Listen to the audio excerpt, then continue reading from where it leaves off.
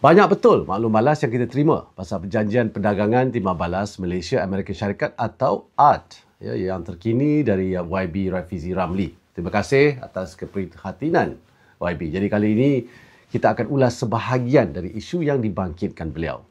Mana yang tak sempat, kita cuba sambung lain kali. Perkara pertama kita perlu ulas ialah mengapa kita perlu buat ART. Dari segi latar belakang, saya kira banyak persamaan dari segi kefahaman kami. ART ni bukan pilihan kita, tetapi ini sesuatu yang kita perlu buat untuk menyelamatkan pekerjaan jutaan rakyat. Kita nak sekurang-kurangnya kekalkan tarif kepada 19%. Tanpa ART, mungkin tarif ni akan naik ke 25%, iaitu tarif asal yang dikenakan kepada kita. Atau mungkin lebih teruk lagi, naik ke 40%. Macam ni dikenakan kepada Myanmar dan Laos. Kalau tarif ini dinaikkan, maka ekspor kita kurang berdaya saing berbanding dengan negara lain dengan tarif yang lebih rendah. Dan bila ekspor rendah, hilang terpaksa kurangkan pengeluaran. Lama kelamaan, pekerja kena buang sebab dah tak perlukan ramai pekerja.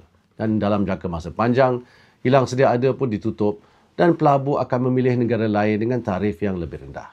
Tapi dengan ART, alhamdulillah, kita dapat kekalkan tarif 19% yang merupakan tarif terendah di ASEAN bagi negara yang mempunyai lebihan dagangan dengan Amerika Syarikat. Jadi part ni, saya dan Rafizi sepakat. Hendak tak hendak, kita perlu ada ART. Cuma ada perbezaan pendapat dari segi impak ART kepada ekonomi Malaysia.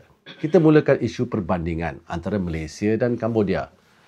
Yang menariknya, para penganalisis antarabangsa pun setuju bahawa ada perbezaan dari segi perjanjian di mana Cambodia menerima layanan lebih baik berdasarkan statusnya sebagai negara kurang maju. Kalau nak bagi contoh, kita bagi contoh beginilah.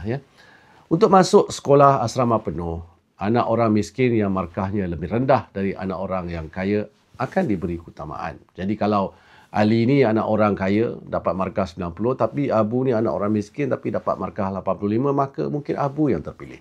Bukannya Ali. Mengambil kira latar belakang keluarganya.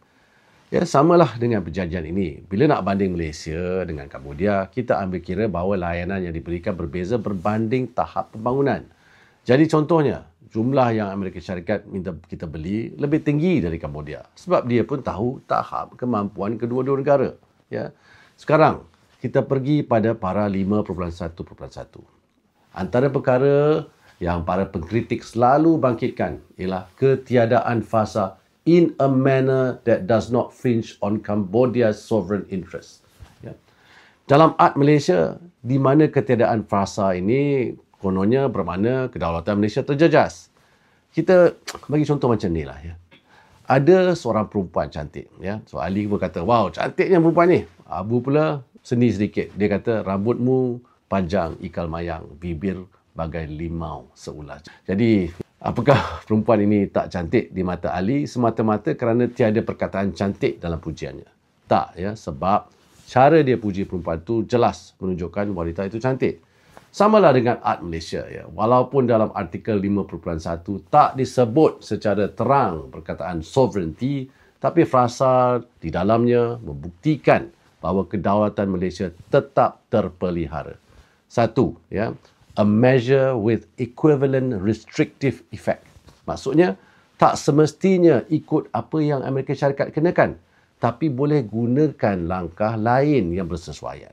Yang kedua, agree to a timeline for implementation that is acceptable to both parties. Maksudnya, garis masa pelaksanaan perlu dipersetujui bersama. Bukan terus automatik kena ikut Amerika Syarikat. Dengan kata lain, Malaysia hanya perlu berbincang dengan Amerika Syarikat dan sekiranya Malaysia perlu mengambil tindakan perdagangan, kita boleh berbuat demikian di bawah undang-undang dan peraturan domestik dengan garis masanya dan mekanisme sendiri.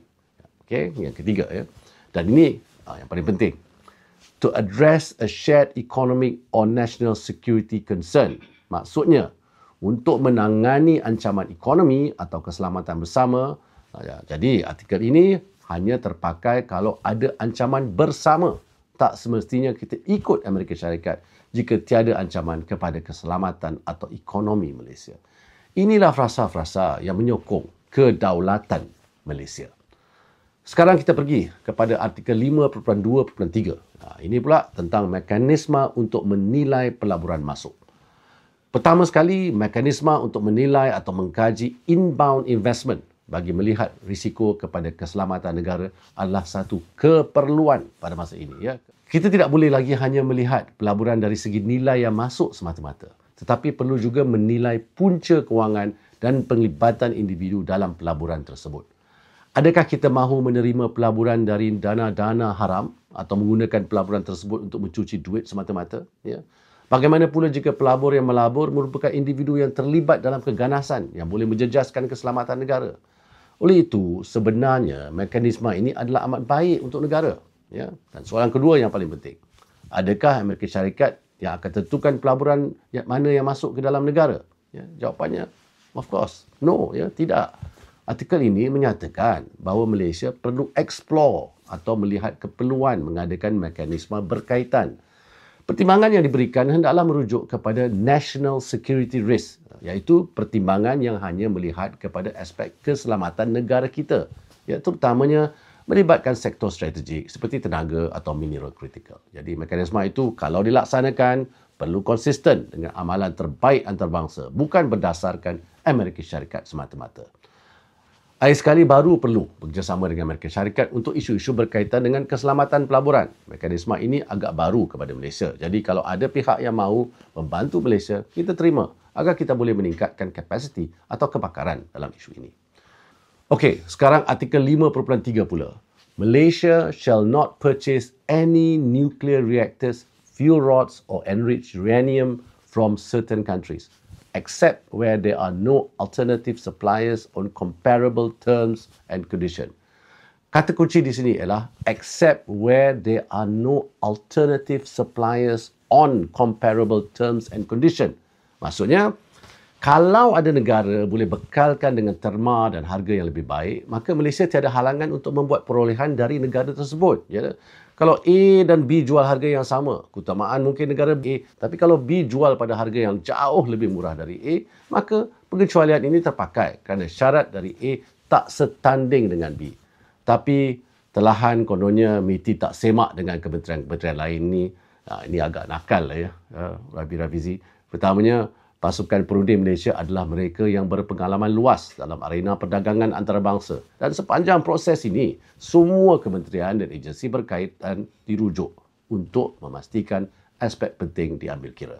Jabatan Peguam Negara terlibat tak dalam penyediaan perjanjian? Bukan setakat sedia dan semak perjanjian, mereka terlibat dalam rundingan sejak awal lagi. Tapi betul ke perjanjian penuh tak dibentangkan dalam mesyuarat Jemaah Menteri? Tak betul. Ya, perkara ini dibentangkan beberapa kali dalam mesyuarat Jemaah Menteri. Dan versi penuh perjanjian akhir selepas semakan perundangan oleh Jabatan Peguam Negara dibentang dan diluluskan oleh Kabinet untuk ditandatangani. Sekarang dari aspek perolehan. Senarai perolehan di bawah perjanjian ini bukan perkara baru. Saya ada terangkan pada bulan Ogos dan juga pada 29 Oktober yang lepas di Parlimen. Ya, ingin saya tegaskan bahawa komitmen pertimbangan komersial di bawah Seksyen 6 perjanjian ini tiada kena-mengena dengan perbelanjaan kerajaan. Ini adalah kerana pembelian-pembelian yang bakal dilakukan oleh syarikat-syarikat berkenaan merupakan cadangan perolehan sedia ada syarikat dan tidak melibatkan sebarang dana daripada kerajaan. Apa yang kita buat? Kita tanya ya, kepada syarikat MNC dan juga JLC di negara ini, apakah perancangan pembelian mereka dari Amerika Syarikat? Dan kita senaraikan semua pembelian tersebut. Kalau tak ada tarikh pun memang mereka akan beli juga, ya, kerana ia adalah perolehan yang telah dirancang. Sebagai contoh, pembelian pesawat Boeing oleh Malaysia Aviation Group ini telah diumumkan pada bulan Mac 2025. Jauh lebih awal daripada tarikh pengumuman tarif oleh Trump. Ya. Sekali lagi, terima kasih Yang Muhammad Rafizi di atas ulasan yang diberikan. InsyaAllah kita akan teruskan usaha memberi penjelasan kepada rakyat bagi meningkatkan kefahaman tentang perjanjian perdagangan timbal balas.